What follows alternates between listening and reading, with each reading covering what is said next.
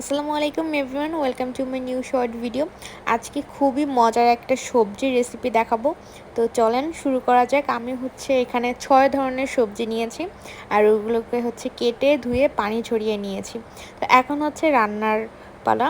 তো আমি সবজিগুলোকে আগে দিয়ে দেন সব মশলাগুলো দিয়ে হাতে মাখাবো আর অল্প করে তেল দিয়েছি। আর যখন সবজিটা আমার 70% হয়ে যাবে তখন আমি কিছু মুসুরির ডাল ভিজিয়ে রেখেছিলাম, ওইগুলো দিয়ে দিব। আর এই সবজিটা খেতে এত মজা হবে, আসলে আমার কল্পনার বাইরে ছিল। আর যখন আমার রান্না একদম শেষ তখন আমি কি করব, এটাকে বাগার দেব। আর তার জন্য আমি কিছু পাঁচ ফোড়ন, দেন শুকনো মরিচ, পেঁয়াজ, এগুলো তেলের ভিতরে আমি করে নিয়েছি বাগার দেওয়ার জন্য, যেভাবে আমরা বাগার দিই আসলে ওইভাবে।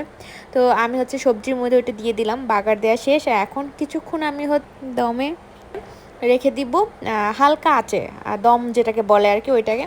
দেন আমি ধনিয়া পাতা দিয়ে দিয়েছি আর এই তো ফাইনাল লুক।